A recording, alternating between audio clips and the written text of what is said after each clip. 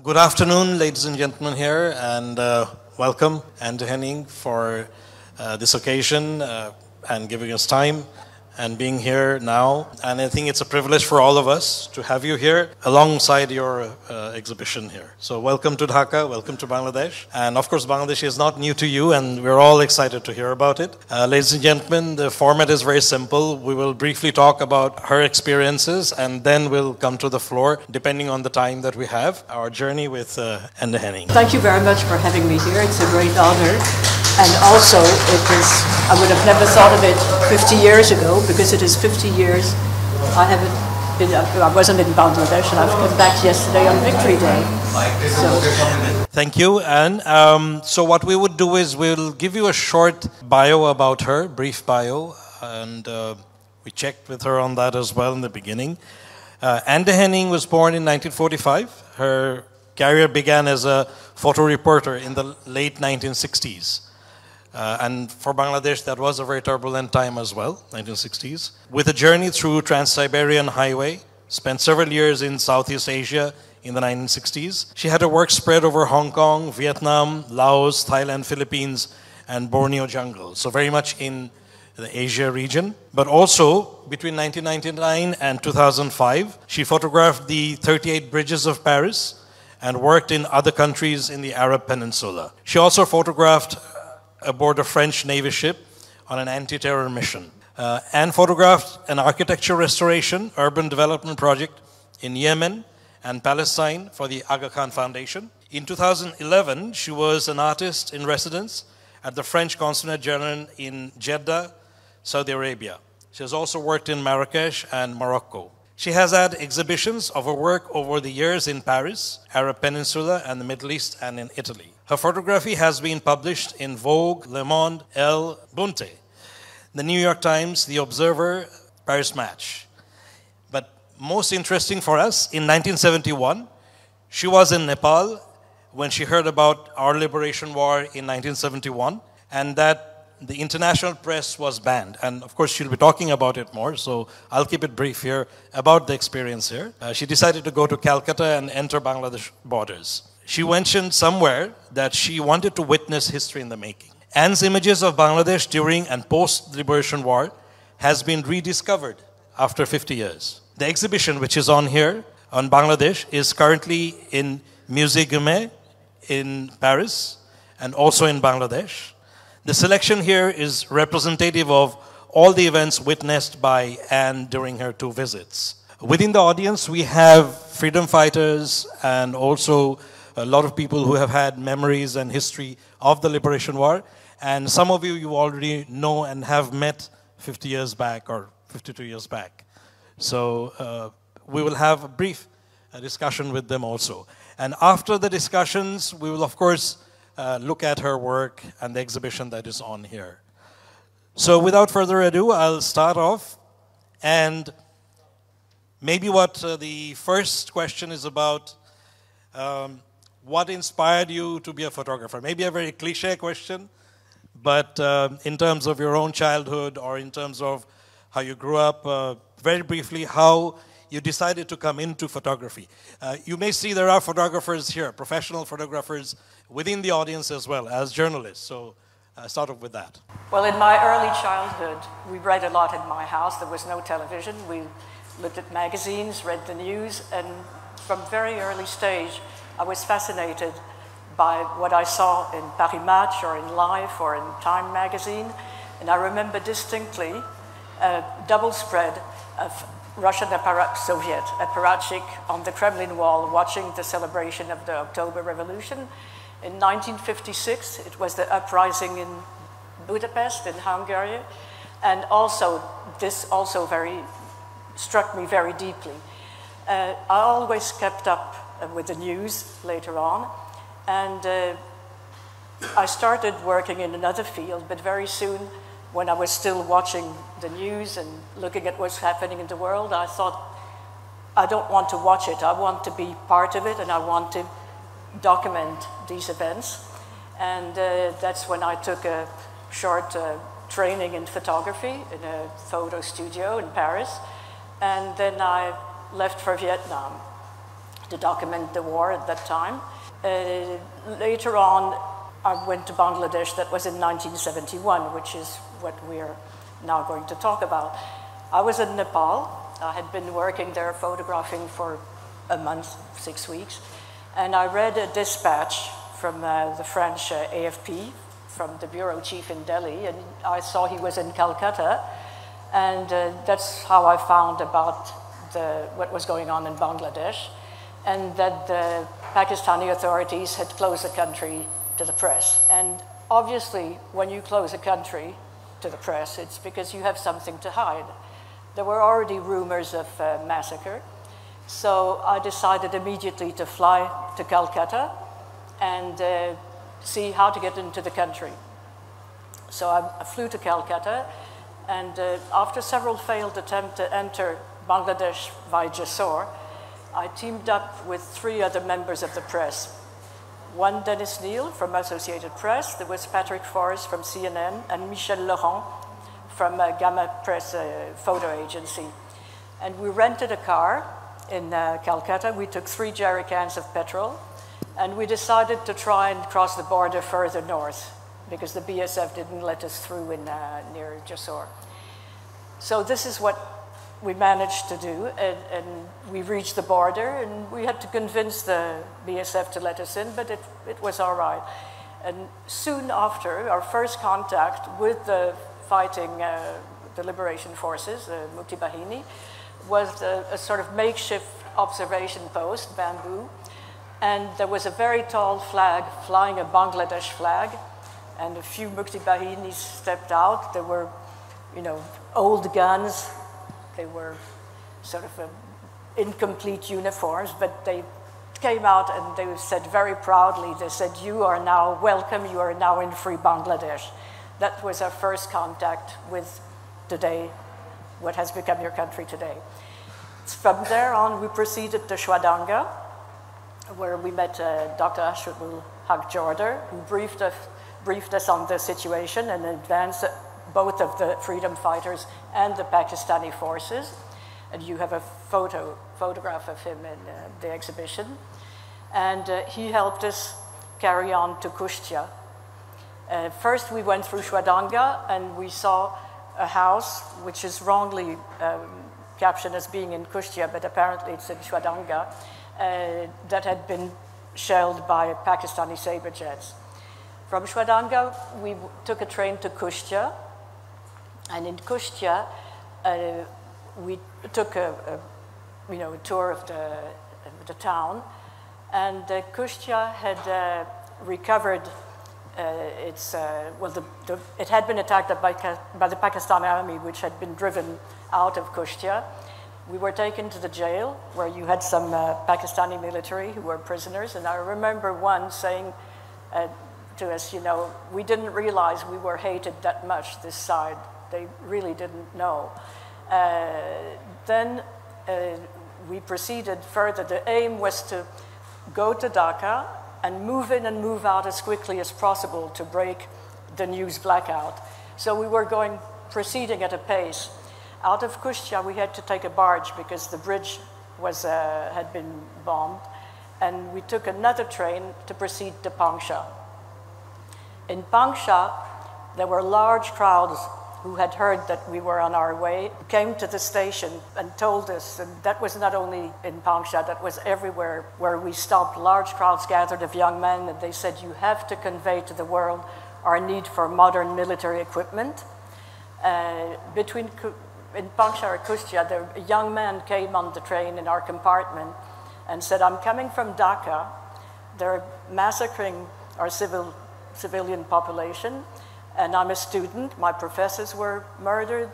17 of my fellow friends, students were massacred.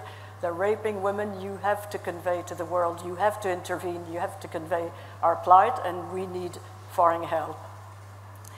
Then in Pangsha, one sight which was extremely striking was that we were taken to a field where you had a group of men and young boys who were practicing defense with bows and arrows. I had been in Vietnam 2 years before, and the war was still on over there. They were fighting with incredible military equipment. And here in Bangladesh, people were ready to give their life for freedom, fighting with bows and arrows. Then, you know, you wanted absolutely to convey this and this need, and for people to react, of course. From Pangsha, we proceeded to Rajbari. Rajbari, we were greeted by someone called Dr. Asjad, who said his brother, Dr. Lieutenant Colonel Muazzam Hussain, had been killed by the Pakistani on 26 March in Dhaka. And he said, you know, the Pakistani are moving across the Padma. They're going to cross probably tonight. I'm going to take you to Gwalondo Ghat, but chances are there will be an attack in the night. So we decided to proceed as quickly as possible and to cross the river at dawn. But the Pakistani army started landing during the night and fighting erupted. At that point, I thought if they said we would get caught, Dr. Asjad said, you're going to get caught and arrested probably.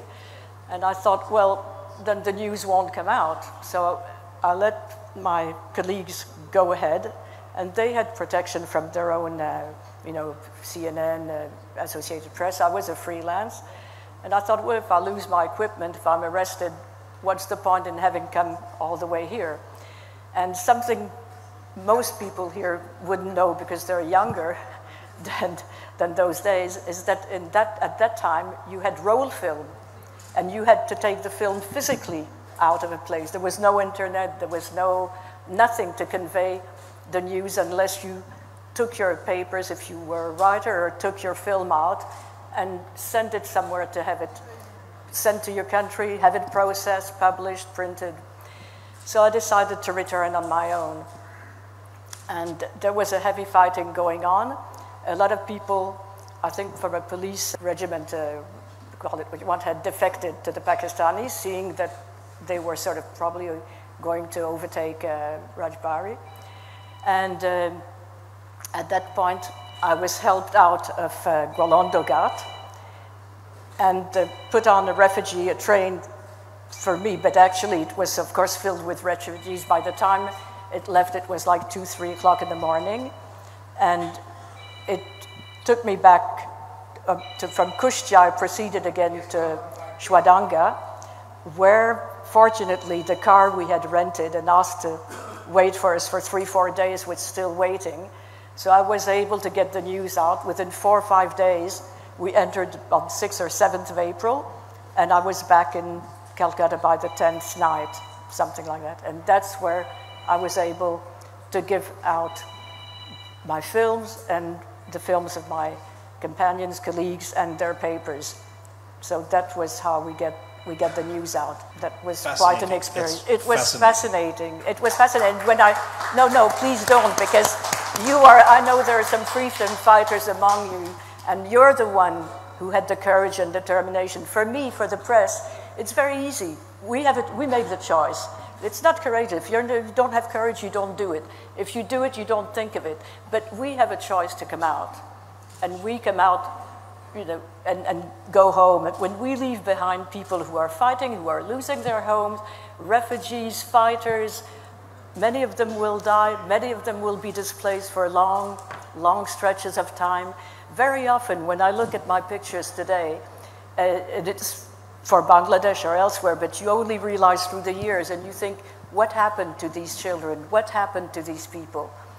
And it's a question mark. It's something you want to know. So I'm very happy to know that some of you were a part of the fighting. I have Dr. Ashabul Haq Jorda's son who is here.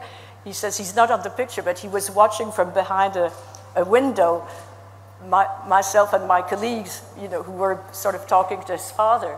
So for me, it's a privilege to be here today because that's where the story belongs.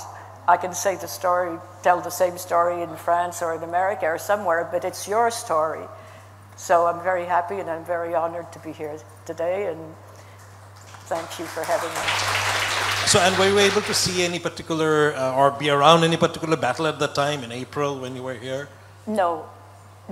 You know, when you go to a war, it's sometimes very difficult to see the battle. In Vietnam, for instance, you had to seek action. In Bangladesh, well, the battle I came after battle, in between. Kushtia was retaken after I was there. It's very moving, you know, it's like a river. It back and forth. You don't know. And it's very difficult to be at the right time in the right place. But it's always a place where you have displacement, destruction, death. It's always the same story.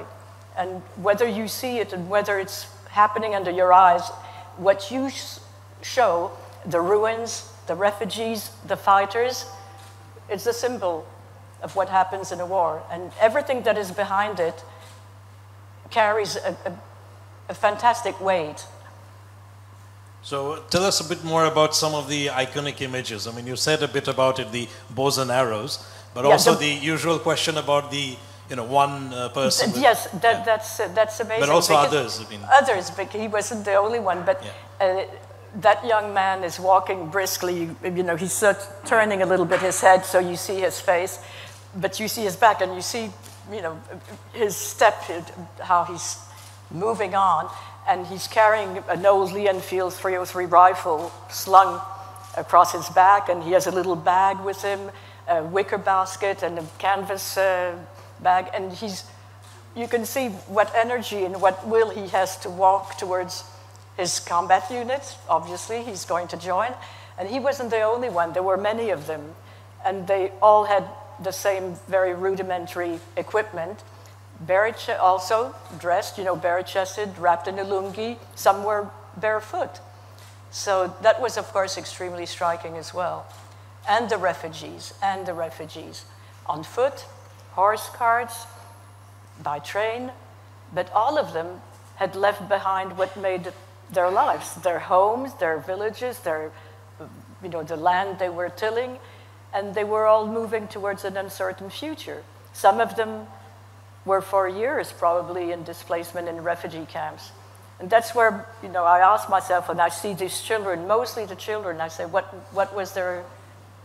has been, you know, their lives since then? But you don't know. But you can see on their faces the fear in some of their faces, because they know that they're fleeing massacre, and then they're leaving their country, their own country.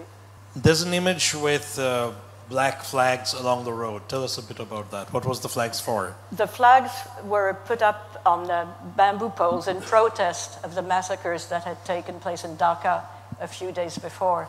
A young student, I think I told you, came on board, and he said, you know, about the massacres around him, students, professors, women. So that was in protest of the massacres. And in contrast, there's this very bright, colorful image of a lot of young people holding a small Bangladesh flag. Yes. Tell us about that. How did that happen? And yes. Tell us about the flag as well. Well, the flag, as I said, large crowds gathered in the railway stations when they knew that we were going through, and we stopped, of course.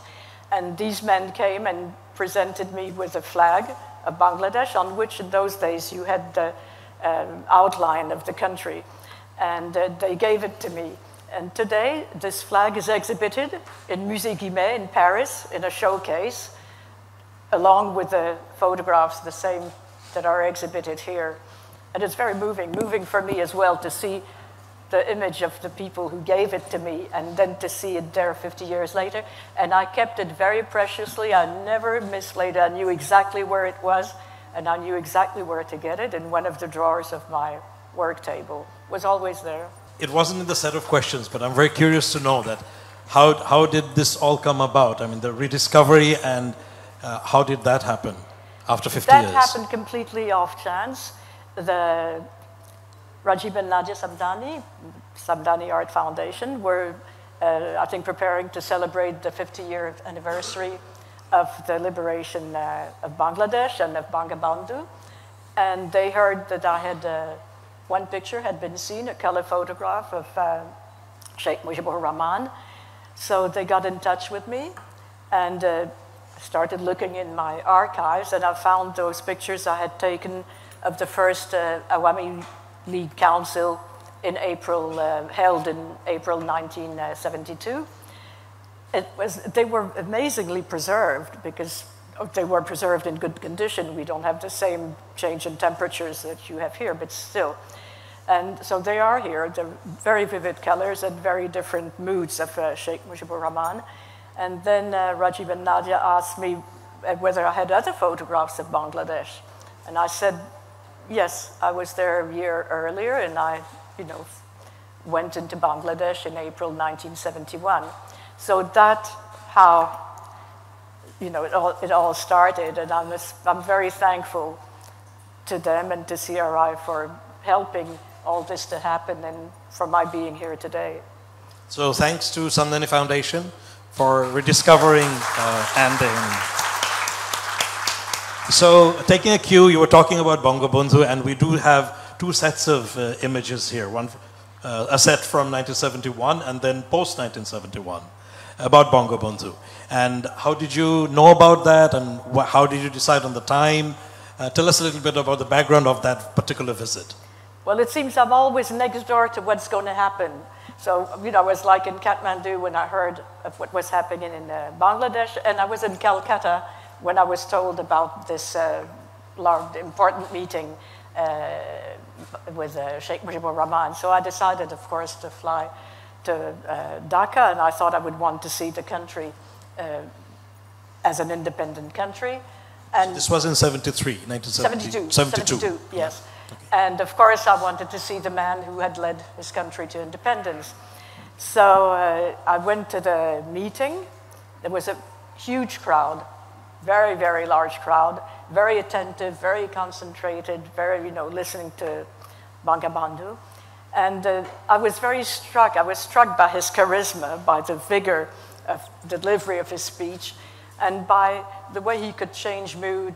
Then he would sit down, and I liked the way he was sort of course, listening intently to what was going on and seeing what went on, but filling his pipe with tobacco, smoking his pipe, taking notes, and then standing again and again, carrying. It seems you captured both kind of moods in your images. Yes, yes. I like and that. Were you able to actually speak up to him and have you exchanged some? No, actually, had I been a journalist, writer, I would have probably, asked him a few questions. But there I was very impressed. I didn't approach him. But I got very close, as you see. And of course, we see some of the other leaders who were beside Bangabandhu during the war, who supported and assisted and who were there with him afterwards as well. So some of them we see. Yeah. It's Tajuddin Ahmed, those are Islams who also. And the bad guy. And the bad guy. And the bad guy. And the bad guy. Kandakar Mosak, we all know about him. So yeah, so you were here for a very brief time at that time? Yes, I was here for a very brief time. Right. I was doing some work in Calcutta, but I wanted to come here to see him and to see the country, a free country, a new country. Because when I left Kathmandu a year earlier, knowing the history of the, South Asia, seeing the geography, India, both Pakistan, you knew it was coming to a turning point, and you knew, history was in the making. And that's one reason also I didn't waste time, and I thought something major is happening, and I wanted to be there. And the result also was Sheikh Mujib giving out the speech a year later. So I wanted to be there. That was also part of the history in the making. Absolutely, in 1972, organizing and getting the country forward again. Yes. So that's interesting. So you did have, you had your photography in Vietnam as well. So there was sort of one part of your work has been to do with wartime photography, but also during peacetime. I mean, in your career, you have done photography around peace building as well, say in Palestine, in other countries also.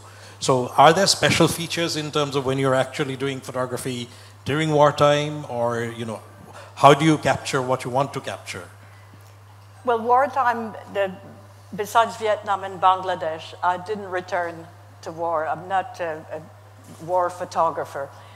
Those events were important for me in my youth to find out also what was going on, to document these wars. It was in Vietnam, the protests had started. In Bangladesh also, it was the outcome of a long time, of search or seeking independence.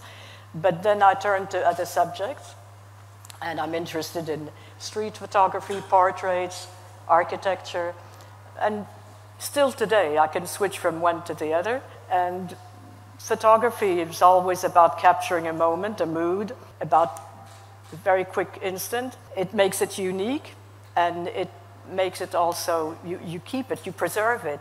Little did I know, when these photos were kept in my archives for 50 years, little did I know that they would become history. A news photo had a very short lifespan. Today, no, because you have the internet, you have image banks, so you can go and search 1971, 1945, you'll get everything you want. In those days, no.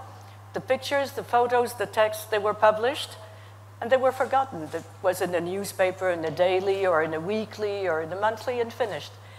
So people don't realize that it had a very short lifespan.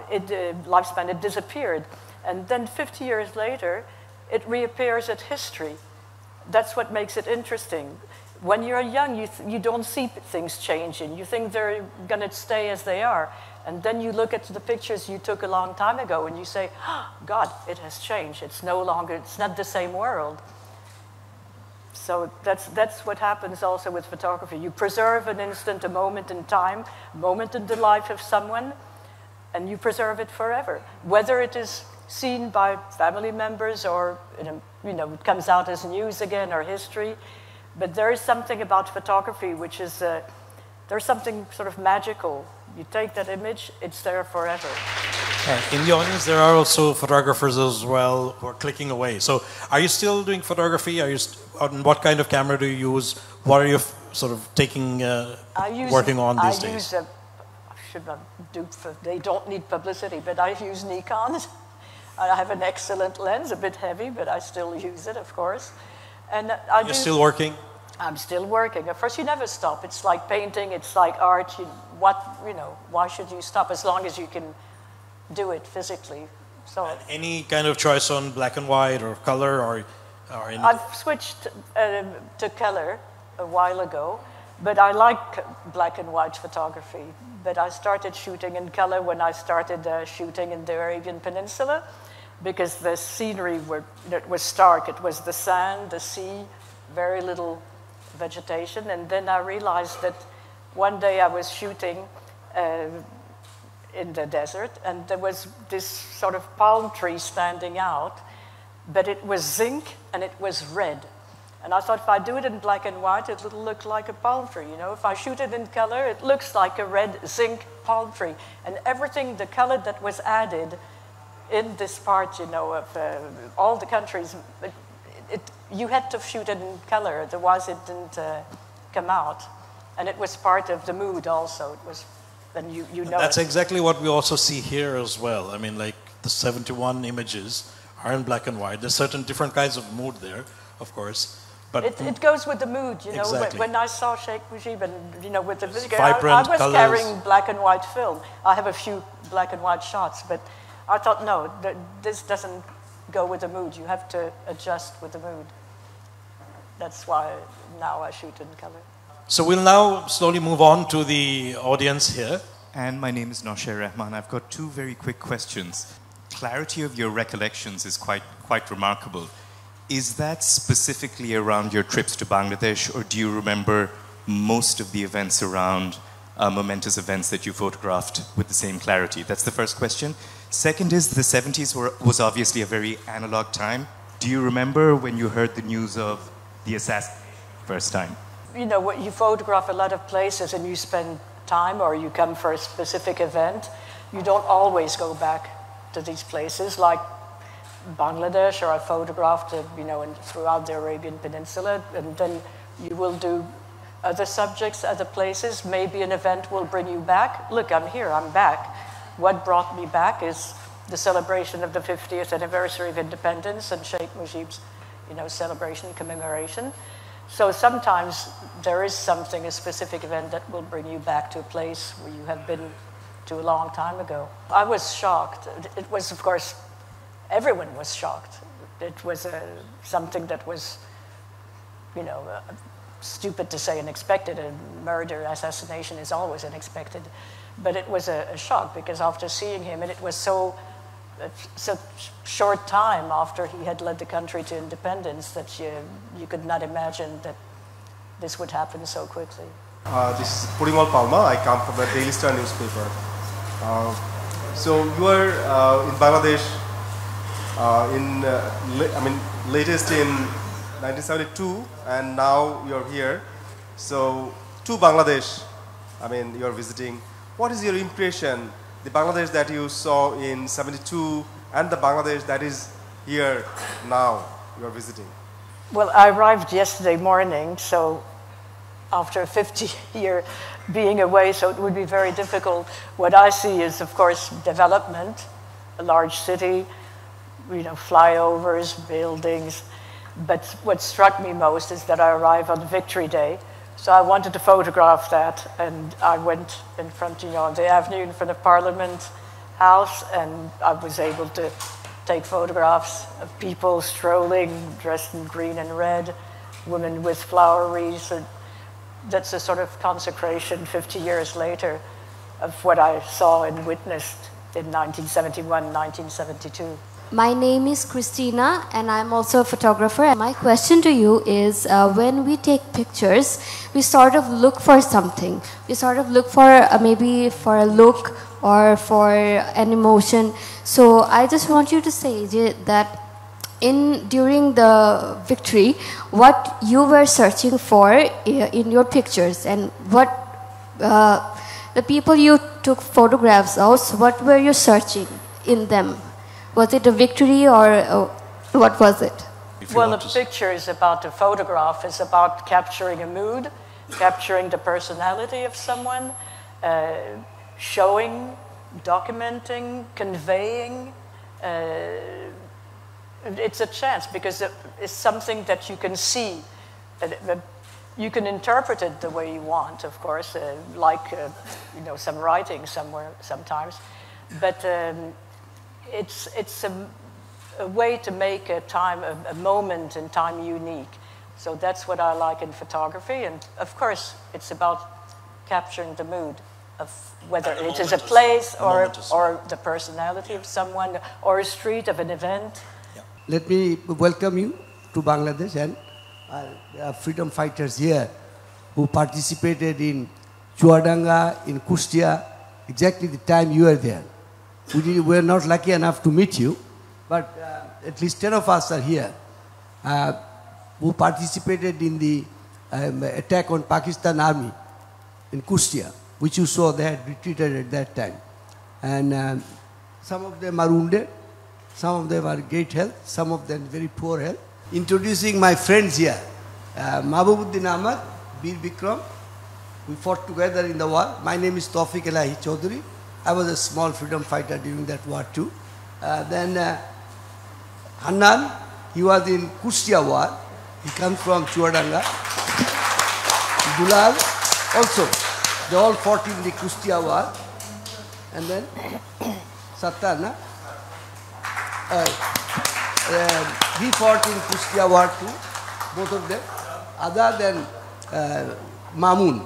So I thought this is a special occasion to let you see you, how these people are sharing now. Salute to you. Thank you. Thank you.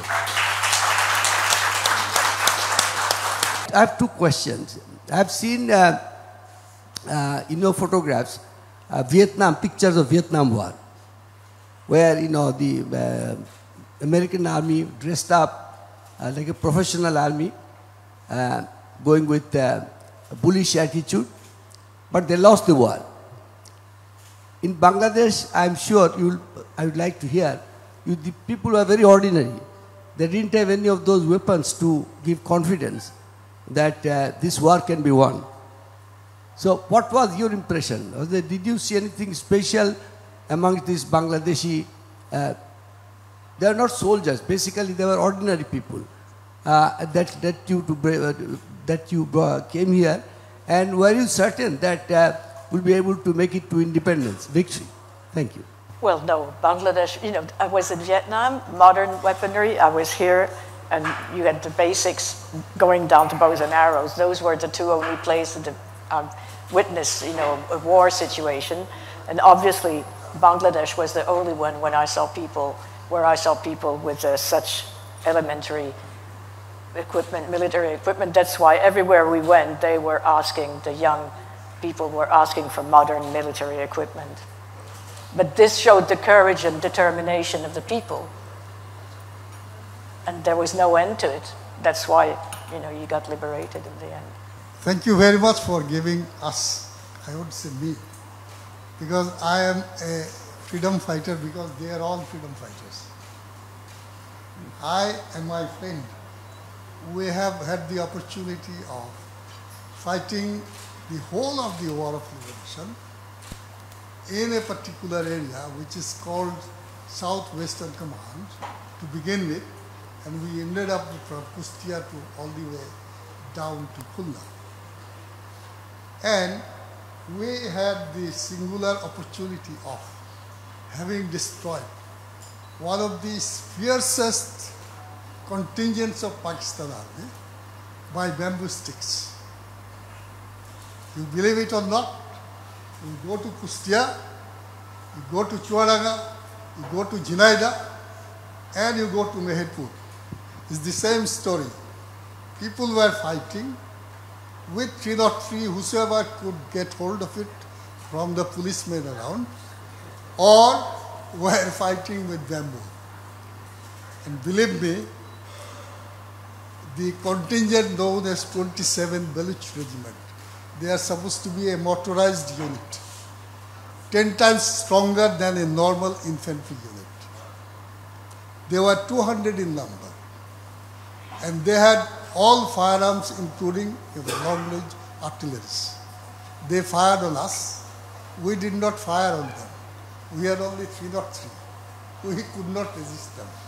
But the entire people was so much united in their heart of hearts that they fought them and killed all of them. Nobody could escape. Only one was taken prisoner, I think, with whom you have talked. He was also made prisoner by me and sent to Chualanga, and then to Mehedpur, and then to India. So these are... that's what I'm going to say. Our heart was mighty because we had the might of Bangabandhu Sheikh Mujibur Rahman. He told on 7th of March that from today, not directly saying Bangladesh is independent, but he said from today, Bangladesh is economically independent, Bangladesh is politically independent. Do not let any of our enemies walk out of this country without a fight. That's what he said on 7th of March. I'm Barrister Nadia Chaudhry. As a first-hand witness of the 1971 war, and coming back now to how little the world really knows about Bangladesh's rich history, the UN still hasn't recognized the 1971 genocide. If there was a message that you could give out to the world, being a first-hand witness, what would it be? Bangladesh war, we have been talking about it, that it's not internationally recognized, the war, and the genocide that took place at that time. It's nationally recognized now. There's a particular day, 25th March, described as the National Genocide Day. And of course, Bangladesh observes the International Genocide Day on 9 December. But the Bangladesh war has not been recognized internationally as a genocide. So is there a particular message that you would like to convey? This is our demand, but from your side, would there be a particular message on this, and what would you say for that? Well, I think the genocide needs to be acknowledged and recognized, especially if you want reconciliation. There are a lot of organizations now working towards justice and reconciliation, and they all have to do with extremely serious, horrid situations usually, and one is about genocide. So you have to acknowledge there has been genocide to deal with the situation and do something in a way that you can't help it being repeated elsewhere, but it needs recognition to be dealt with, handled with, talked about, and for the people who suffered from genocide to be also acknowledged as victims. Hi, this is Ashfika Rahman. I'm a photographer and I teach photography as well. Welcome, Anne. Welcome to the country. We are so honored to have you here. I've been looking at your picture since long now already. I have a very specific question to you from my perspective as a photographer. You have been recording war since long in Vietnam, in Bangladesh, and many other places probably. I'm sure you were not aware of this fact, but my question is like, do you think that there is a specific difference when a woman recording war or a man recording the war? Do you think like when they're articulating or translating the word, do you see any significant difference? Because I see that you have been working with many of your male colleagues. I mean, probably you were not aware that time, but looking at your photographs now from Bangladesh or Vietnam, do you see any difference or any certain perspective from male gaze or female gaze? I didn't think much about it, and the only time I teamed up with other members of the press was in Vietnam and in Bangladesh. Otherwise, I made it a point to always travel on my own. There was more freedom, and I wanted to cut off any contact with people speaking my language, speaking about places I knew. But being a woman, I was accepted by my peers. I didn't think of myself or of the situation in terms of being a woman or, being a man. In certain situations, when I traveled later on my own in Laos, Cambodia, Thailand, also Borneo, I would go into places that needed special permits because there was insurgency. And of course, I didn't get permits, so I would just go up a river in a dug-out boat or go up a hill. And I was often stopped by the army, and I had heavy equipment. But being a woman, they probably were less wary about what I was doing, and they just sent me back. And of course, the next day I would find another way to go where I wanted. But had I been a man with the same heavy photographic equipment, I would have gotten myself into trouble. So there were disadvantages, and we're not going to go into them. Of course, it would be little things that happen, of course, along the way. But sometimes it was made things maybe easier. But when I worked with men, I had no problem. And among the population, either there wasn't any special consideration or anything. I was part of a group, and we were all men and women treated in the same way. I'm Nasreen. And the very environment of the whole thing tempts me to say, I'm also a freedom fighter, but then what you call, we fought with our voices. I was working for the radio, the government radio at that time. So my question, not a question, is you went to Pangsha and Kushtia and all those places, and you saw all these people, common people getting their training. Did you get to speak any of the people who were on the other side? People who were against this war. Did you get to meet them? Or did you get to talk to them anymore? Thank you. So there was an interesting question that have you actually met anyone from the other side, meaning, supporting Pakistan or never. Pakistan Army? Never. They wouldn't have been around. They wouldn't have been, if they had expressed support, I don't think they would have lasted long in front of me.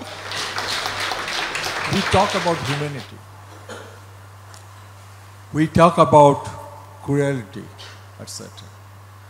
And our Western friends, they talk much more than us.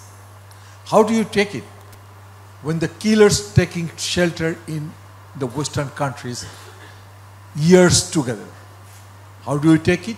We say that from the Western world there's also talk about human rights and the human rights standards, but the double standards of actually giving shelter to the collaborators or who actually fought against us and being sheltered by the Western countries. No, I'm not a bill, Yeah, I mean, it's kind of obvious, the double standards of... But this, I wouldn't be able to comment on this. Yeah, okay. Hi, I'm Tareen Hussain from the Daily Ittefaq. And my question to you is, you mentioned that the Samdani Art Foundation heard of you while they were doing their research for 50 years of Bangladesh for their exhibition. My question is, if they had not heard of you and if they had not contacted you, did you have any plans? What were you going to do with the flag that you mentioned? You mentioned that you had kept the flag very safely. And of course, the never before seen photos of Bangabandhu. What were your plans? What were you going to do with these? Did you have any plans to show them to the public or archive them or publish them? Or would Bangladesh have ever seen these photographs if the Samdani Art Foundation had not contacted you? There were no celebrations, planned for Bangladesh. I wasn't approached for any other ceremony or events. So if it hadn't been for the Samdani Art Foundation, these images would have never been rediscovered and they would still be lying in my archives, however well kept, and the flag would still be in my drawer and no one would know about these photographs. I mean, I think it's a food for thought that there may be other photographers like her or other people who have done work, but we don't know about them. I mean, think about Lear Levin and, Tariq Masood and Catherine finding them, and we have, Mukti Gan and all that. Hassan Saifuddin Chandon, freelance photographer. আমার কোয়েশ্চেনটা হলো গিয়ে যে উনি প্রথমে যখন জিজ্ঞেস করা হলো ওনাকে যে ওনার বিখ্যাত প্রিয় ছবি কোনটা, যেটার বর্ণনা উনি দিলেন যে একজন মুক্তিযোদ্ধার রাইফেল কাঁধে ফিরছে, হাতে বগলের নিচে তার কাপড় চোপড় একটু পিছনে তাকানো, এই ছবিটার সময়, এই ছবিটা তোলার আগে এবং পরের কোনো ছবি কি এখানে আছে, কিংবা আমরা কিভাবে দেখতে পারবো সেটা? No, I think that we were moving very fast. I was moving very fast, walking very fast as well. And whatever I saw, I was able to capture, and I wouldn't remember. I can't remember running after something that, vanished before I could capture it. There was so much to capture also that you didn't have the feeling that you were missing something while you were shooting something else. I don't have that feeling. It's a very good question, because sometimes you are indeed shooting, you are in a situation, you say, you haven't been fast enough, I missed this, I missed that. This didn't occur, and I have no recollection of having the feeling I missed something. Because there was so much, it was so rich, it was so intense, that everywhere you turned your camera towards, there was something that you were strong to capture. তাকে আমি দেখছি 51 বছর পরে, ওখানে পিছনে যে ছবিটা আছে ওইটা আমার মেমোরিতে ছিল, আর স্পষ্ট মনে আছে। ধুলি ধূসরিত ড্রেস, চুলের মধ্যে ধুলো, এইভাবে ওনারা চুয়াডাঙ্গাতে এসেছিলেন। সঙ্গে 3 জন বা 4 জন ছিল এরকম মনে করলাম, উনি আমাকে সেটা কারেকশন করে দিয়েছেন। Yes, there are 3 more with her. উনি যখন আসেন সেই সময় আমি ওনাকে দেখি নাই, কিন্তু উনি যখন আমার বাবার সঙ্গে কথা বলছিলেন, he was doctor Asabul Haq, chief adviser of Southwestern Command of Bangladesh Armed Forces at Chuadanga. That was, ওইটা ছিল আমাদের বাইরের একটা ঘর, যেখানে উনি সাধারণত বাইরের মানুষদের সঙ্গে কথা বলতেন। ওই ঘরের ভিতরে এই ছবিটা, আমি ছিলাম ঠিক জানলার পাশে ওনার, উনি সেটা রিকালেক্ট করলেন।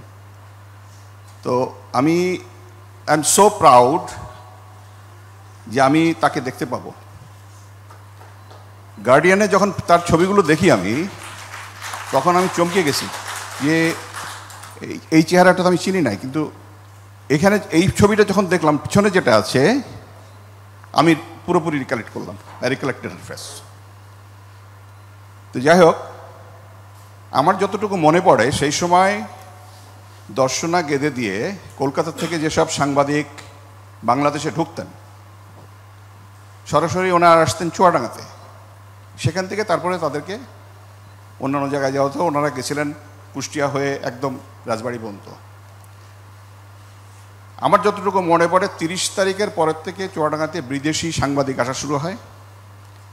3 তারিখে চুয়াডাঙ্গার উপরে যখন পাকিস্তান আর্মি এয়ারফোর্স স্ট্রাইফিং করছে, বম্বিং করছে, সেই সময় একটা ফ্রেঞ্চ টিভি টিম ছিল সেখানে, দে রেকর্ডেড ইট লাইভ।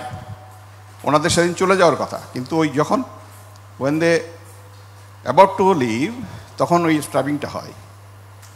আমাদের সামনেই ওনারা রেকর্ড করলেন এটা, দৌড়িয়ে গিয়ে সেটা বলছিলাম। তবে আমি ওই সময় যা দেখেছি, আমার মনে হয় till her coming to Chuadanga on 7th of April, she is the lone lady photographer or newsman who entered Bangladesh.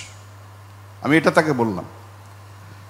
তো সেই দিক দিয়ে আমি মনে করি যে তার বাংলাদেশে আসা এবং বিশেষ করে এই 50 বছর পূর্তি উপলক্ষে এবং পরবর্তী সময় উনি এসেছিলেন বঙ্গবন্ধুর সঙ্গে, তার অনেক ছবি আছে, এগুলো ইতিহাসের অংশ। এবং তাকে আমি বলছি যে you have already become part of our history, our glorious history. Thank you very much, Jan. Thank you. For the bit that he spoke in Bangla, I'll summarize that for you. One was that around that time there was another French TV crew who came, and they actually were able to take footages of, there was a bombing very soon after that you left, so they were there, and he remembers that, and he remembers the time of this photograph, but also of course when his father was being photographed, and also that his father was a commander, and you know him, I mean you have met him at that time. So thank you for that, and thank you for that recollection, and of course that you're part of our history. He spoke that in English. আমার নাম হচ্ছে শঙ্কর সাউজাল। শখে ছবি তুলি, কিন্তু আমি মূলত নাটকের লোক, থিয়েটারের লোক। আমাদের 50 বছর স্বাধীনতার উদযাপনে এই মুক্তিযুদ্ধ জাদুঘরে এবং শিল্পকলা একাডেমিতে আপনার ওই মুক্তিযোদ্ধার ছবিটা দেখে এতটাই আবেগ আপ্লুত হয়েছিলাম যে আমি কেঁদেছি। এবং তখন আমার মনে হয়েছিল আমাদের এক শিল্পীর একটা গানের কথা, হয়তো বা ইতিহাসে তোমাদের নাম লেখার হবে না বড় বড় মানুষের ভিড়ে। আমার কাছে মনে হয়েছিল ওটা শুধু ছবি না, ওটা আমাদের সমগ্র মুক্তিযোদ্ধার যে জীবনপণ লড়াইয়ের একটা রিয়েল জেস্চার এই ছবিটা। আজকে এখানে এই বিজয়ের মাসে আপনারা যারা সমবেত হয়েছেন মুক্তিযোদ্ধা, আমি তাদেরকে অভিবাদন জানাই। সেই সাথে আমি মনে করি যে এনিও আমাদের মুক্তিযুদ্ধে একজন মুক্তিযোদ্ধার মতোই কাজ করেছেন। এনিকেও আমি আমার মস্তক অবনত অভিবাদন জানাই। আর একটা কথা, যে ওই মুক্তিযোদ্ধার সাথে কি আপনার কোনো কথা হয়েছিল যার ছবিটি আপনি তুলেছেন? ধন্যবাদ সবাইকে। I didn't speak Bangla, so it would have been impossible. And then you're so busy running after pictures that I wasn't a journalist, and even a journalist, English speaking, would not have been able to get. At that particular time, you wouldn't probably find somebody helping with the interpretation. Probably the Associated Press member who was with me, he interviewed probably Dr. Ashabul Hagjorder and made him speak. He spoke English. But when you were in the street, you were just walking as fast as the subject you were following, or you were capturing images. It's a matter of a split second to capture an image. So you can't speak, and you are so concentrated on what you focus on, and you're watching your cameras here. You walk with your cameras, with your camera, just in the line of, in your look. So you don't have time to think about talking to people. You take images. That's how he captures photographs, and that needs total concentration. True. And very rapid reaction. And আমি একজন মুক্তিযোদ্ধা, আমার 9 সেক্টরে major Jalil আমার commander. আমার কথা হলো যে ফ্রান্সের সাংবাদিকদের কাছে আমার প্রশ্ন, যে তাদের দেশে গভর্নমেন্ট তারা বঙ্গবন্ধু শেখ মুজিবুর রহমানকে এবং তার ফলোয়ার যারা মুক্তিযুদ্ধ আদর্শের শরীক, তাদেরকে কীভাবে তারা দেখে এবং মূল্যায়ন করে, এইটা আমার প্রশ্ন প্রথম ফার্স্ট। আর আমি তার কাছে প্রশ্ন করি যে আমরা গেরিলা, এখন আমি তার কাছে প্রশ্ন রাখতে চাই যে এই গেরিলা যোদ্ধাদের কোনো পিকচার তার কাছে আছে কিনা? Well, that was 50 years ago now. So when I came back from Bangladesh and I spoke about Bangladesh, people, of course, had heard of the war. The war had been won, and maybe for a couple of years you would speak about Bangabandhu. Then, unfortunately, there was this terrible assassination, mass murder of himself and his family. But then, you know, Bangladesh was no longer, thank God, in that type of news. The fighting was over, independence had been won, so you didn't speak that much about Bangabandhu. Of course, when I talked about my experiences in photography in wars, I would, of course, talk about Bangladesh and Bangabandhu. But after a while, this only came out again, you know, again thanks to the Samdani Art Foundation, because of the commemoration of the 50th anniversary of independence and Bangabandhu's, you know, especially with the exhibition now on in Paris, there are a lot of local interest in that as well. Absolutely. Yeah. It has gotten a lot of press. It has created a lot of interest. And I'm very happy because I think very little is known about your history in Paris, in France. And again, it is a discovery for some, a rediscovery for others. So it's a very good thing. And Musée Guimet is one of the, it has the largest Asian art collection in Europe, in the West. So it is a place that is, attracts a large audience, and the exhibition has attracted a lot of interest. And even within Europe, Paris is a hub for art and a lot of exhibitions. So there are a lot of, you know, from all over, people do come to Paris to, you know, go to exhibitions and galleries. So it does probably attract people from all over Europe as well. My question is that so much of the history of this country is a story of the fortitude and sacrifices of its women. Does any picture of the woman or any story stand out in your memory? Well, in one of the refugee photos of the refugees at near the train, there's a young woman, a young girl. She must be 12, 13, and her look, there's fear in her eyes. You can see, but not only the young woman. There's a little boy also. So that young girl, but also the little boy, struck me. Their look with the fear in their eyes.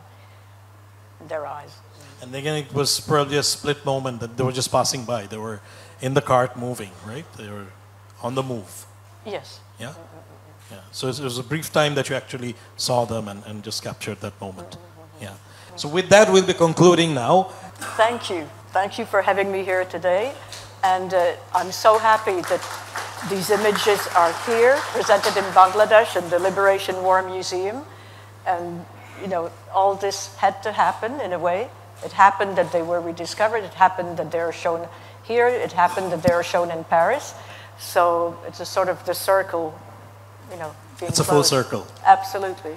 And to conclude, I think we can give her a standing ovation. Oh, no. You are the one.